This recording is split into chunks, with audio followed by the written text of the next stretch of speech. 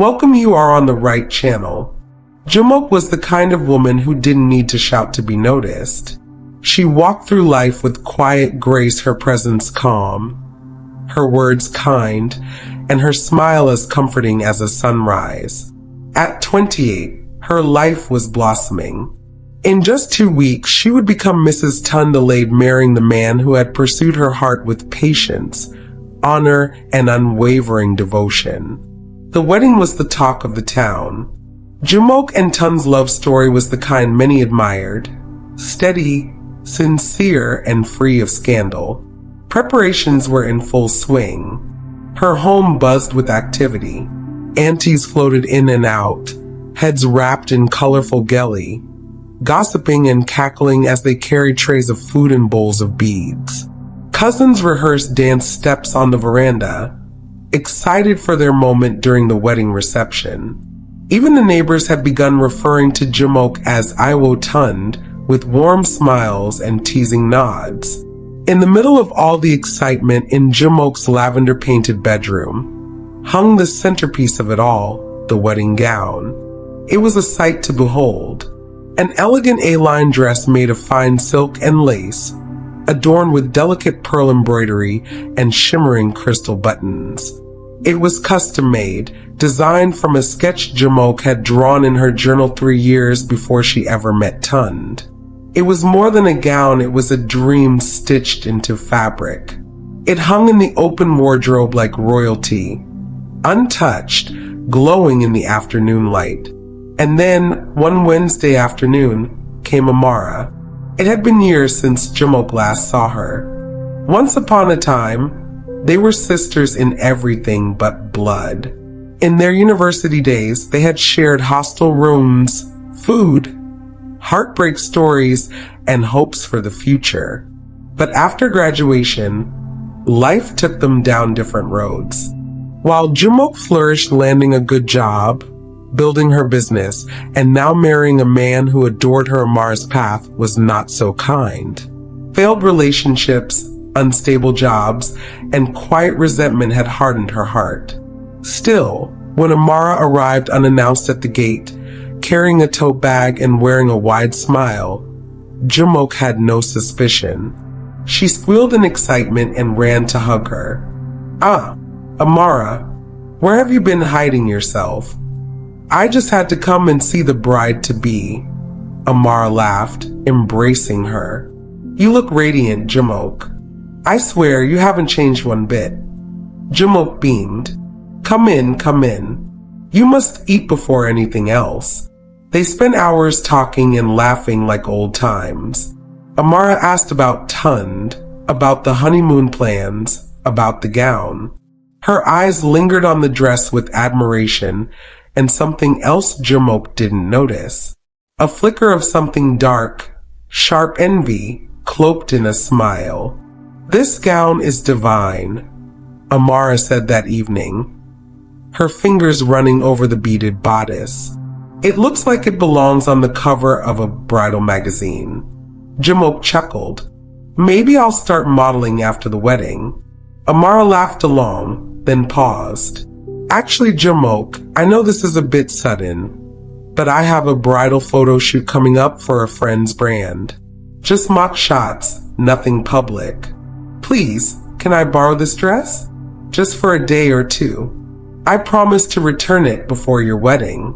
Jumoke blinked. "Ah, my wedding is in less than 2 weeks, though." "I know," Amara said quickly. "I'll handle it with care.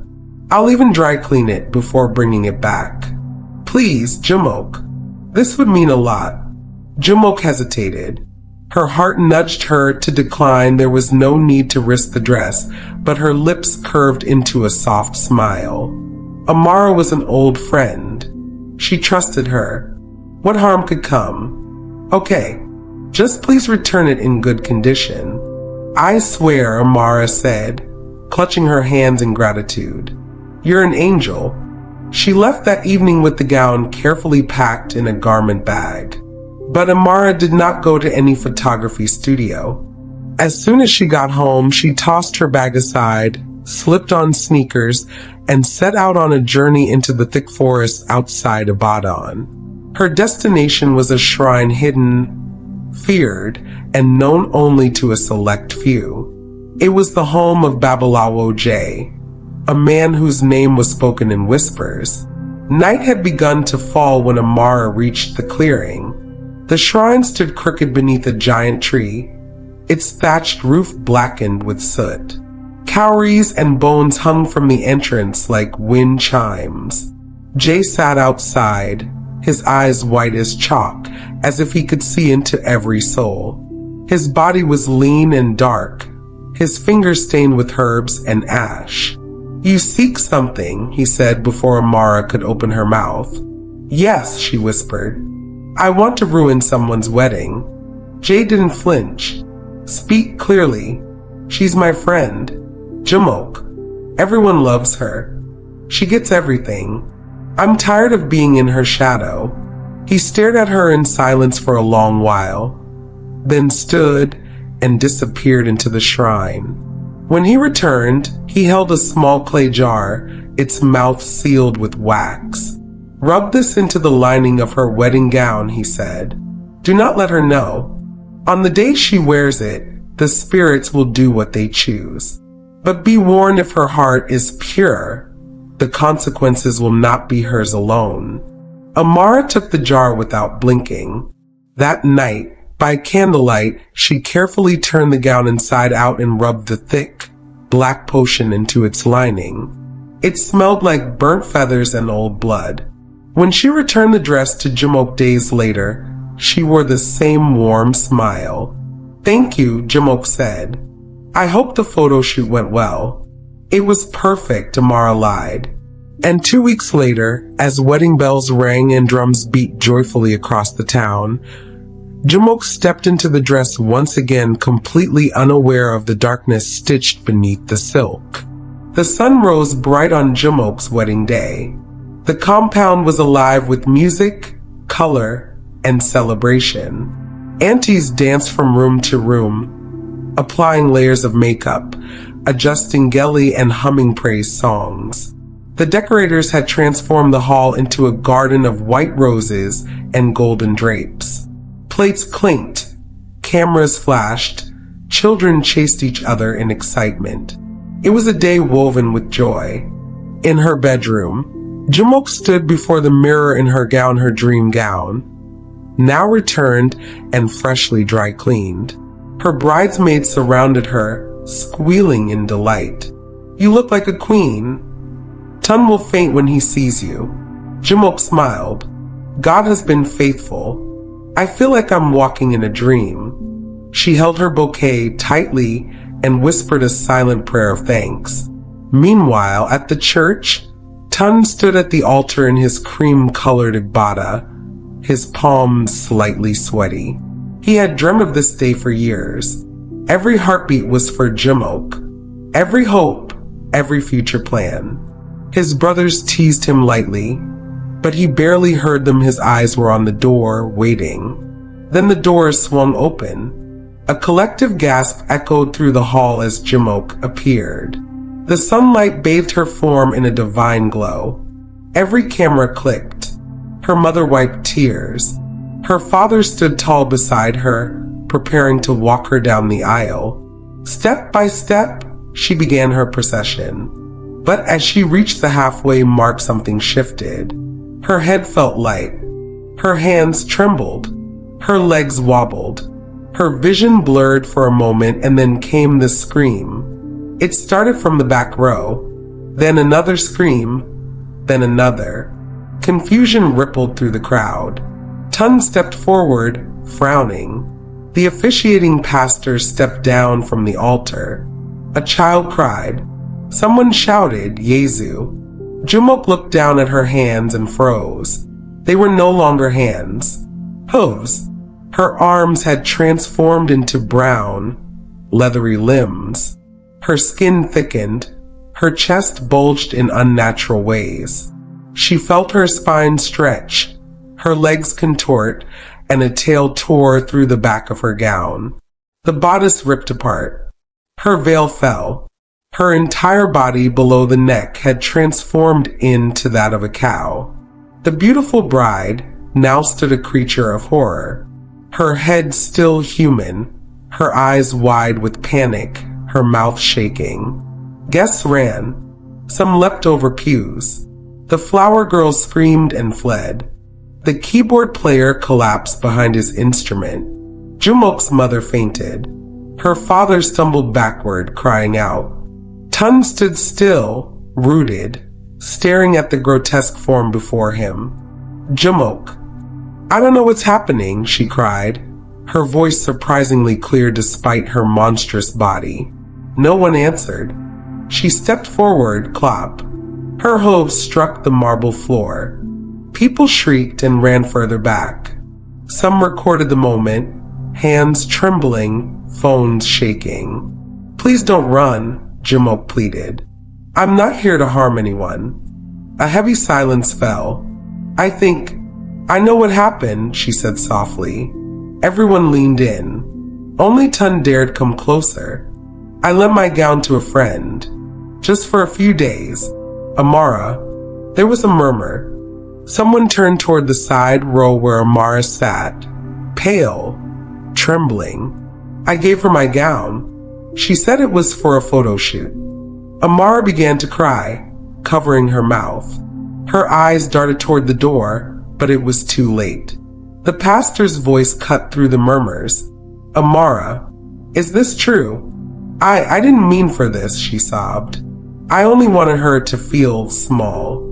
I didn't think she'd turn into this. Two elders stood and grabbed Amara's arms. You must speak with your mouth, one said. Tell the truth. What did you do to the gown? She trembled as she spoke. I went to a shrine, a babalawo. I asked him to curse the dress, just enough to bring her shame. Not this creature. The room erupted in gasps. Some shook their heads. Others cried. Jumoke shut her eyes and wept, her tears falling onto her strange, new chest. Then, the oldest woman in the hall stood up. This cannot remain like this. Take them both to the one who did this. Let him undo what he started. Tun nodded. We go tonight. I'm not leaving her like this.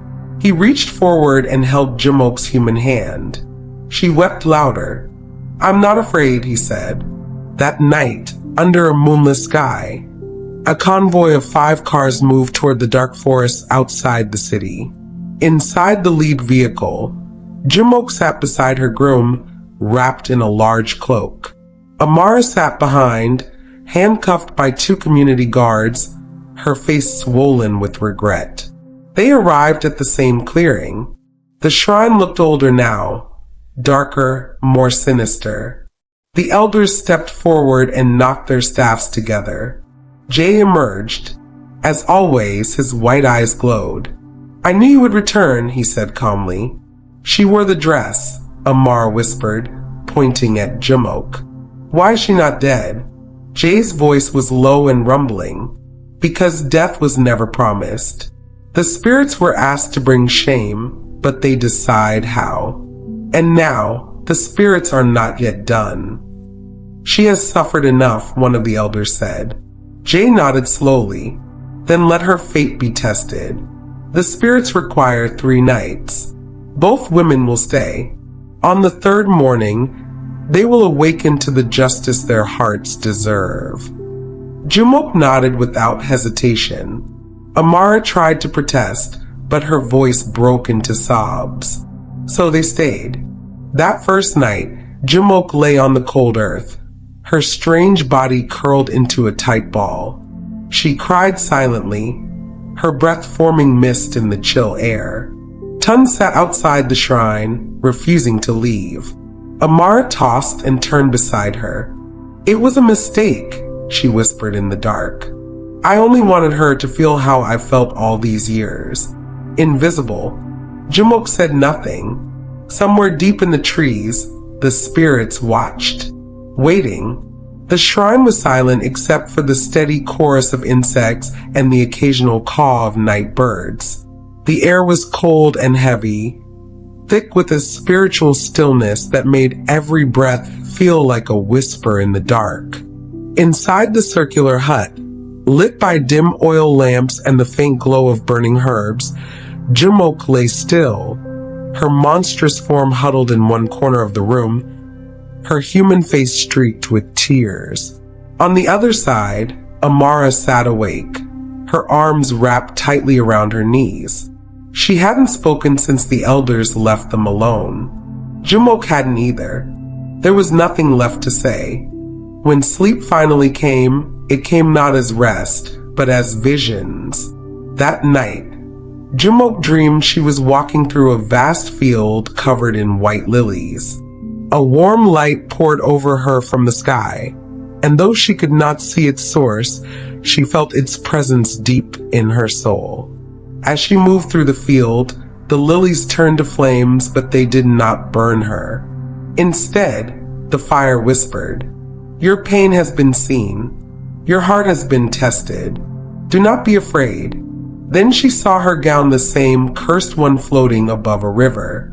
It dipped beneath the surface, burning into ashes, and a new gown rose in its place, glowing with golden light. She awoke with tears on her cheeks and a strange peace in her heart. At the same time, Amara dreamed, but hers was no field of lilies. She found herself standing in a dark room surrounded by mirrors. Each mirror reflected her face, but twisted, grotesque, and mocking. One by one, the mirrors spoke. Why did she get everything? She didn't deserve the life you wanted. You laughed when she suffered. You smiled when she wept. She tried to shatter the mirrors, but her hands passed through them. She was trapped, surrounded by herself, by envy, by years of hidden hatred. When she screamed, no one answered. She awoke with a start, her body drenched in sweat. She looked across the room at Jumoke, who was asleep, even in her beastly form, with a face so peaceful it pierced her heart. Amara began to cry again, this time not out of fear, but shame. The second day passed slowly. They were brought food, but Jumoke could barely eat. Amara pushed her bowl away. Neither of them spoke. Outside, villagers came and went, whispering prayers, lighting candles, and peering curiously into the shrine where the cursed bride and her betrayer lay. Tund remained close, refusing to return home. "She's still my wife," he told anyone who questioned him. "She's not a monster, she's the victim." By evening, the air around the shrine thickened with spiritual tension. Birds refused to fly over it. The trees leaned inward as if listening. Even the Babalawo jay sat outside with a staff between his knees, humming low incantations. That night, more dreams came. Jumoke stood before a river, her cow-like reflection staring back at her. She reached into the water and pulled out a small girl, herself as a child. The child smiled up at her and said, "You were chosen to suffer, not because you are weak, but because you are strong. Your suffering will become a doorway." Then the reflection changed. Her human form returned in the water, and the voice said, "One more night." Jumoke awoke and felt something shifting in her limbs. She was still in the cursed form, but her heart beat stronger. Across the room, Amara wept into her palms. She hadn't dreamt this time, only shadows and silence. Her sleep had become hollow, and guilt gnawed at her like rats in the walls of her soul. "Jumoke," she whispered for the first time in days. Jumoke turned her head slowly. "I don't know how I became this person. I used to love you, but I let jealousy grow inside me until it swallowed me. I want to take something from you not because you wronged me, but because I felt forgotten." Jumoke stared at her, expression unreadable. "I didn't think the spirits would really act. I didn't know it would go this far." "You didn't want to ruin my wedding," Jumoke said calmly. "You wanted to ruin me."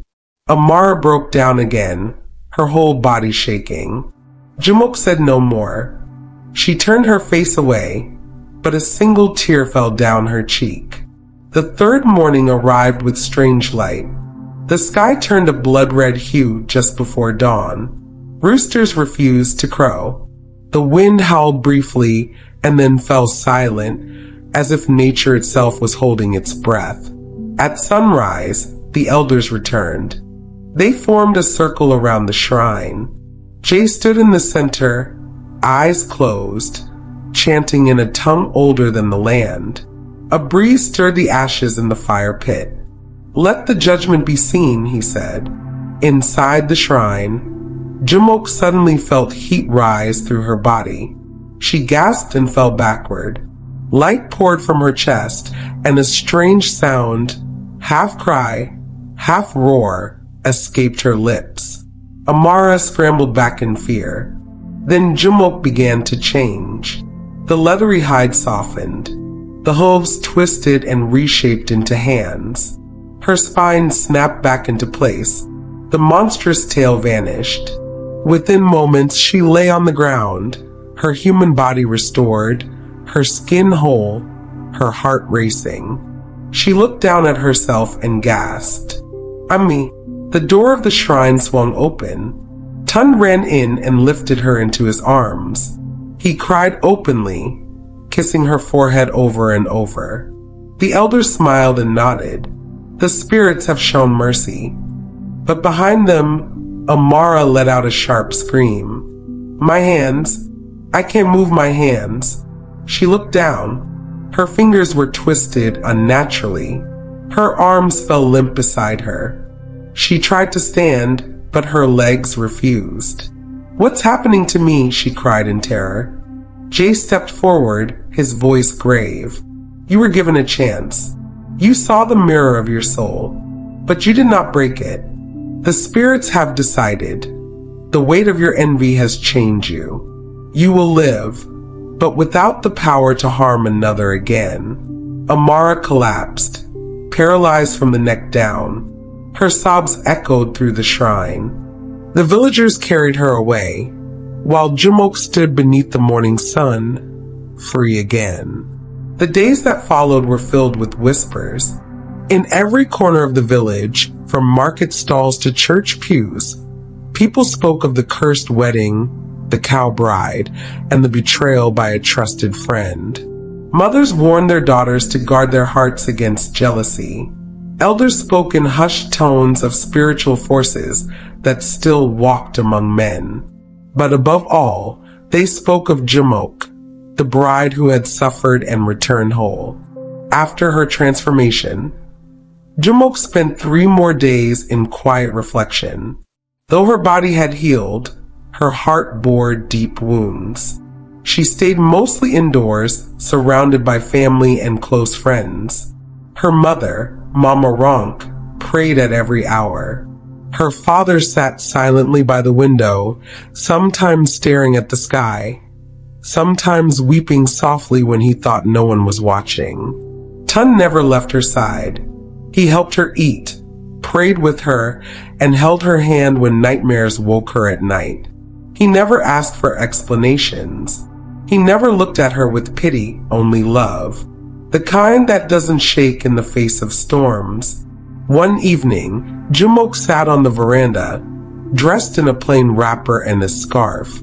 The sky had turned golden, and birds chirped gently in the trees. Tun sat beside her. "You haven't said much," he said quietly. "There's not much to say," she replied, her voice soft. He turned to her. "Then let me say something." She looked at him, curious. "I still want to marry you. Not because of what happened, but despite it. I didn't fall in love with your beauty, Jumoke. I fell in love with your soul, your strength, your kindness that can't be cursed." Her eyes welled with tears. "Tun, people will always remember that day. They'll always look at me and see the cow." "No," he said firmly. "They'll look at you and see the girl who survived. The one who walked through fire and came out glowing." She laughed through her tears. "You always say the right thing." He reached into his pocket and pulled out a small red box. Inside was a ring, not the original one which had been lost during the chaos of the wedding, but a new one, simpler yet elegant. "Let's start again," he said. "Not in a hall full of strangers, not in a gown someone else has touched. Just you, me, and the people who truly matter." She nodded slowly. "Yes, let's begin again." A week later, in a small private garden behind her family home, a new wedding was held. The sun shone brightly that morning. There was no band, no long convoy of cars, no television crew. Just 30 chairs set in a half circle under a jacaranda tree, decorated with fresh flowers picked from nearby bushes. Jumoke walked down a narrow path lined with rose petals. This time, there was no fear, no whispers, only smiles and the soft hum of praise songs. Her new gown was hand-stitched by Mama Alatu, the village's most respected seamstress. It was simple, a flowing ivory dress with a modest neckline, embroidered with blue thread in delicate patterns. But it was beautiful, pure, untouched by malice. As she walked toward Tund, her eyes caught her mother's. Mama Ronk was already crying, her lips moving in a silent prayer. The pastor, an elderly man with kind eyes, officiated with a gentle voice. "Marriage," he said, "is not just a joining of hands, but a merging of souls, tested by trials, refined by fire, and crowned by love." When Tund placed the new ring on Jumoke's finger, her hands trembled, not from fear, but from the weight of healing. "I, Tund, choose you, Jumoke, not just as my wife, but as my partner, my strength, my joy. I will walk with you through light and darkness, laughter and sorrow, until the end of our days." "I, Jumoke," she whispered, "choose you too, not as a savior, but as a friend, a husband, and a heart I can trust." When they kissed, the jacaranda tree shed a few purple petals that danced in the breeze like confetti from the heavens. Later that evening, a quiet reception was held under lanterns and hanging bulbs. There was no loud DJ, no extravagant cake, just jollof rice, grilled meat, palm wine, and laughter that rose softly into the starry sky. People danced, not in rehearsed steps, but in joyful movement, free and full of gratitude. Jumoke laughed for the first time in weeks, her voice light as air. Tund twirled her under the lanterns, and they danced until their feet ached. Among the guests, her old professor from university approached her. "Jumoke," he said, "you taught us all a lesson without speaking a word. Not every storm is a punishment, some are purifications." She bowed slightly, humbled. "I just want peace. You've earned it." But far away, on the edge of the village, Amara sat in a wooden wheelchair by the window of her family's home. She watched the birds fly past. She could no longer move her arms or legs. Only her neck turned slowly. Her hair was unkempt, her eyes hollow. Her mother, weary from sleepless nights, fed her with a spoon while her father read Bible verses aloud, hoping for mercy. Amara no longer cried. Her tears had dried up days ago. Sometimes she whispered Jumoke's name, over and over, like a prayer and a curse tangled into one. Her mind drifted constantly between the shrine and the mirrors, the laugh of the Babalawo, and the terrible silence that followed the spirit's verdict. She was no longer angry, just empty. That night, as Tund and Jumoke lay beneath the stars on a bamboo mat, she turned to him and asked, "Do you think people can truly change?" He thought for a moment. "Yes," he said, "but only if they are willing to face the worst of themselves and not look away." She nodded, her eyes closing gently. "I forgive her," she said quietly. Tund looked at her. "Even after everything?" "Yes," she said, "because forgiveness is not for her, it's for me, so I can breathe again." And in that moment, with the scent of fresh flowers in the air and love wrapped around them like a warm cloth, Jumoke finally exhaled. Months passed. The memory of Jumoke's cursed wedding gown faded from gossip and became a cautionary tale. People no longer whispered with fear. They spoke with reverence. Jumoke had not just survived spiritual warfare. She had risen from it, stronger, wiser, and more radiant than ever. She and Tund settled into married life with quiet joy. They moved into a small bungalow on the outskirts of town, surrounded by mango trees and the laughter of neighborhood children. Jumoke opened a tailoring shop not far from their home, specializing in custom dresses for brides. But she had one rule: no gowns borrowed, no fabrics laced with stories unknown. Each dress she created was stitched by hand, prayed over, and sealed with a ribbon of peace. And though she never advertised her services, women came from far and wide, not just for her skill, but for her spirit. It was said that Jumoke's dresses carried blessings in their seams. One day, a young bride-to-be named Ifeoma visited the shop. She was soft-spoken, with shy eyes and trembling hands. "I heard about you," she said. "They say you once wore a cursed dress." Jumoke smiled gently. "That's true. Did it hurt?" Jumoke paused for a moment, then nodded. "It hurt in ways I cannot explain. Not just the body, but the soul. The betrayal, the shame, the fear." Ifeoma bit her lip. "Then how did you survive it?" Jumoke placed her hand over the girl's. "Because I did not carry hate. I carried light. And no matter how dark the cloth sewn around me became, that light could not be smothered." The girl's eyes filled with tears. "I don't just want a beautiful gown. I want one like yours. One with light." Jumoke squeezed her hand. "Then let's begin." Elsewhere in the same town, Amara remained confined to her wheelchair. The doctor said her condition was permanent neurological damage, but deep down, everyone knew this was no medical illness. It was judgment. Her parents had built a small room for her in the back of the house, filled with pillows, incense, and a Bible always open beside her bed. They prayed over her daily. Some prophets came and went, offering deliverance, but none could free her from what she had sown into her own fate. Amara spent most of her days looking out the window, watching the birds, listening to the church bells in the distance, and thinking about how easily envy had crept in, how silently it had fed on her thoughts, how it had dressed itself in smiles and sweet compliments until it finally led her to the shrine. The mirrors from her dreams still haunted her.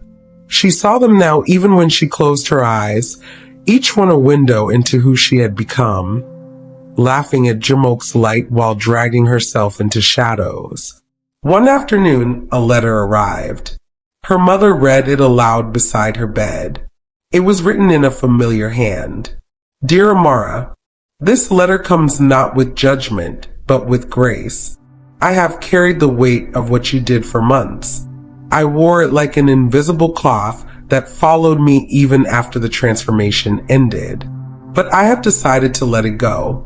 I forgive you, not because you asked, not because you deserve it, but because I refuse to let envy write the rest of my story. I pray you find healing, not just of your body, but of your heart." The girl you once called friend, Jumoke. Amara cried for hours. It wasn't the forgiveness that broke her, it was the kindness. She had expected hate, curses, or even silence. But instead, she had received a letter that carried more power than any prophet's prayer. That night, Amara had another dream. She stood in front of one of the mirrors again, but this time, her reflection did not laugh. It wept, slowly.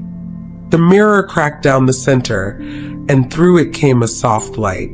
She woke with tears soaking her pillow, and for the first time in months, her fingers moved. Just a little. A year passed.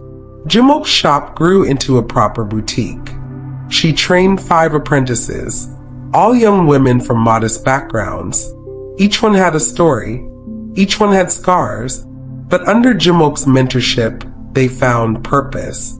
One of them, a bright-eyed girl named Zainab, once asked during a lunch break, "Auntie Jumo, will you ever tell the full story about the gown?" Jumoke smiled. "Maybe one day. But what lesson did it teach you the most?" Jumoke paused, looking out the window as a breeze rustled the curtain. That envy, she said slowly, is like a needle. It can be small, almost invisible. But once it pricks you, it begins to sow pain. First in your heart, then in others. And if you're not careful, you'll stitch a cloth you can't ever remove. The girls nodded quietly. Zainab, ever the curious one, asked again, "And what about forgiveness?" Jumoke's face softened. "Forgiveness," she said, "is the only way to cut those threads." That evening, Jumoke sat under a mango tree with Tund. The sun was setting and children ran past laughing, chasing kites made of nylon and broomsticks. She leaned against his shoulder. "Do you think people still talk about it?" "Maybe," he said, "but not in the way they used to. Now, they talk about how you turned pain into purpose." She smiled. "Sometimes I still wonder why it had to happen."